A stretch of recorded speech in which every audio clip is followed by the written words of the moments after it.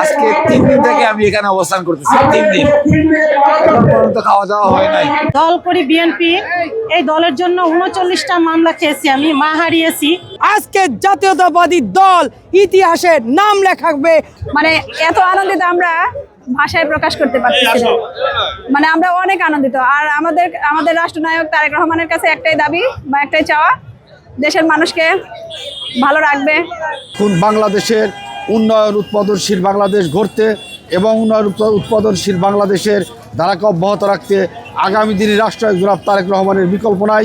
তাই এই মুহূর্তে বাংলাদেশের যে ক্রিটিক্যাল সময় পার করছে, এই সময় বাংলাদেশের রাষ্ট্রনায়ক জনাব তারেক রহমানকে বাংলাদেশে অবশ্যই প্রয়োজন। আজকে 3 দিন থেকে আমি এখানে অবস্থান করতেছি। 3 দিন এখন পর্যন্ত খাওয়া দাওয়া হয় নাই। সকালে একটি কলা খেয়েছিলাম, আবার দুপুরে একটি কলা খেয়েছিলাম।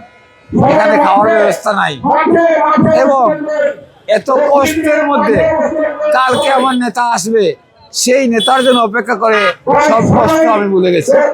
এবং আমার এই নেতা বিগত 17 বছর পরে এদেশের মানুষের আশা আকাঙ্ক্ষা ইনশাআল্লাহ সব চলে যাবে। দল করি বিএনপি, এই দলের জন্য ৩৯টা মামলা খেয়েছি, আমি মা হারিয়েছি। আমার সন্তানও মামলার আসামি, আমিও এখন আসামি। আমি আসছি শুধু এক নজর তারেক জিয়াকে দেখতে, যে এতটা বছর দেশের মাটিতে ফিরতেছে, সেই জন্য আসছি।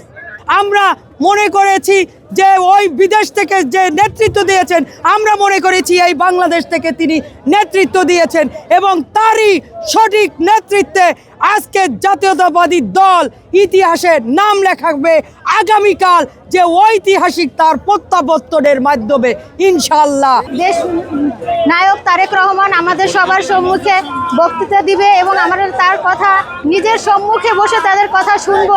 এটা আমরা খুবই আনন্দিত এবং আমার খুবই ভালো লাগবে আমাদের সবার।